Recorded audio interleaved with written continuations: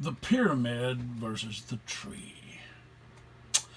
And in this corner, the mighty pyramid. Here to represent the method of governing since government began. And in this corner, the upstart newcomer, the stately tree, promising a new way of governing society. It will be a fight to the finish. There are two competing models of governing in the world. The tyranny of planned, i.e. collectivist government, versus the architecture of individual freedom. The toiling masses versus we the people. They are illustrated by the pyramid and the tree. The pyramid is the top-down rule and reign that has been the model of doing things since time began. All authority comes from the top and flows down. It's Plato's Republic, ruled by an enlightened sovereign, a philosopher king that naturally does the right thing without being forced. It's the divine right of kings. The rulers can't be challenged because they're anointed by God himself to rule. And besides, they're just better than you. It's every murderous dictator the kingdom of hell has ever puked into the sea of humanity. The tree is the new kid on the block. It was how America was originally designed to operate. The trunk is the federal government. The roots are the states. And the leaves are the people. Notice, if any one of those segments is damaged badly enough, the tree will die. It receives strength and nourishment from the bottom up. American government was meant from the beginning to have control of everything as close to the home community as humanly possible, so that the people who represent those back home would be accountable and therefore held accountable by those back in the district. To be sure, there are elements of government that simply do not lend themselves to oversight by mom and pop Main Street. Got the memo? Those are rare exceptions. Foreign policy matters come to mind, international trade agreements and so forth. There are other delicate situations that truly should be handled by real professionals. Few rational individuals would argue that. But take a look at all of the ways the federal government has usurped authority it was never meant to have. One need look no further than the, quote, education system. The Fed camel sticking his big nose in the tent started in earnest with the disastrous Carter administration. Washington has absolutely no business meddling in education if the true goal is education. Now, if you want to argue how much schools have improved since the feds got involved, please do. That is just one example. So many examples, so little ink. The two concepts are diametrically opposed. The pyramid is the model for every dictatorship that has ever existed. Pick one. Hitler, Stalin, Mao, doesn't matter. Every king, pharaoh, and emperor in history has used this idea.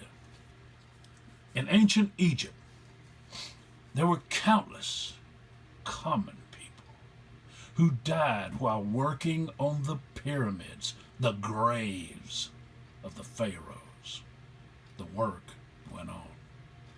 Throughout history, regular folk have been sacrificed by the hundreds of thousands on the altar of grandiose schemes conjured up in the playground of hell. That playground is also known as the mind of emperors, monarchs, and kings. How many times in history have nations gone to war because a ruler received some insignificant slight to his widow ego? And could anyone other than God himself ever count the number of precious lives destroyed and lost so that the offended sovereign might regain his tarnished pride? How many pointless wars throughout time have been waged so that one country could plunder the resources of another? How many wars have been started so the self-anointed sovereign, a megalomaniac sitting on his opulent throne, could enrich himself further? One would have better luck counting the stars in the midnight sky. May the anguished and tormented wails of mothers, wives, and children who lost their fathers, husbands, and sons in needless wars throughout the centuries cry out to the true and living God for justice. And may those cries never cease to ring in the ears of those tyrants as they echo through the caverns of hell throughout all eternity. God's original plan for the children of Israel was for them to be governed by judges and prophets, thereby keeping the process close to home. But the people clamored to be ruled by a king like those tribes and peoples around them. Be careful what you wish for. For the record, I am 100% in favor of self-defense, whether that is on a personal or national level. If the wolf bangs on your door, you must answer him decisively.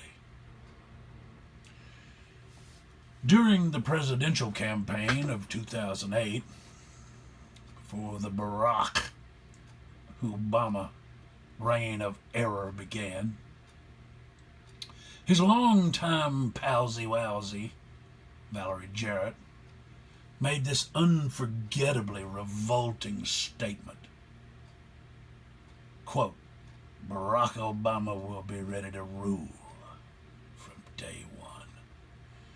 This vile heresy rolled right off the arrogant lips of his foreign-born communist advisor with the ease of water sliding off a freshly oiled roof.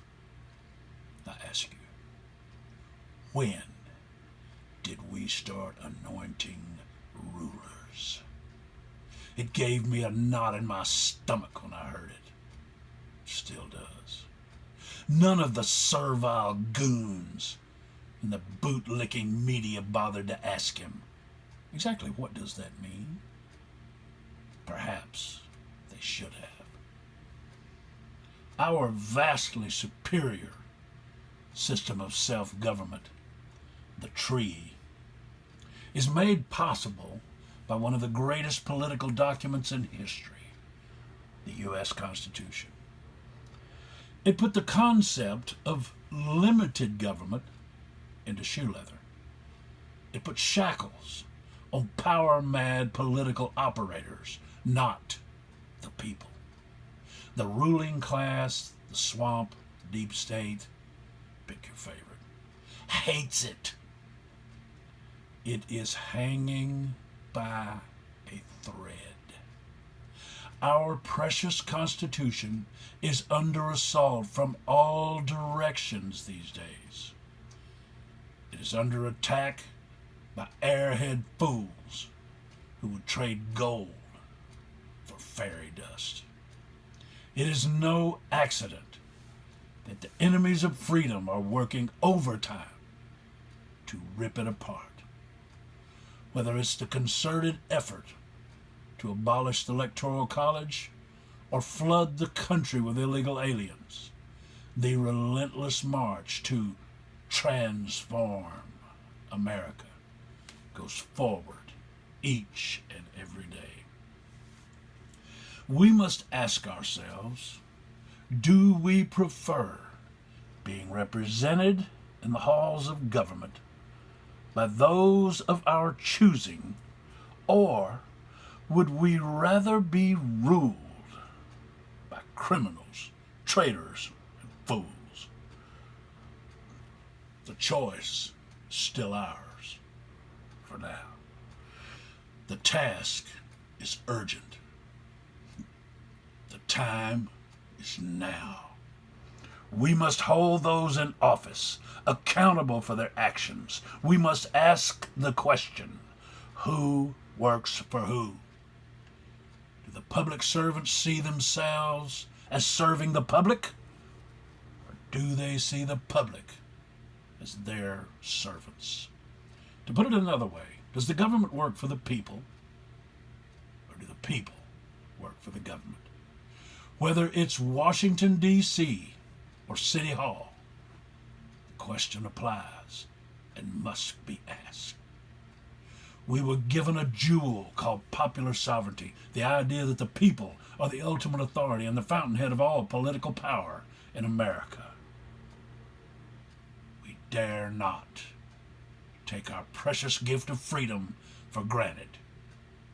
We could wake up out of our lethargy one day and see that it is gone. Plato put it this way: the price of apathy toward public affairs is to be ruled by evil men. Thomas Jefferson summed it up thus: we in America do not have government by the majority. We have government by the majority who participate. All tyranny needs to gain a foothold is for people of good conscience to remain silent. And there's this gem by Daniel Webster. It is hardly too strong to say that the Constitution was made to guard the people against the dangers of good intentions. There are men and women in all ages who mean to govern well, but they mean to govern. They promise to be kind masters, but they mean to be masters. They think there need be but little restraint upon themselves. The love of power may sink deep in their own hearts.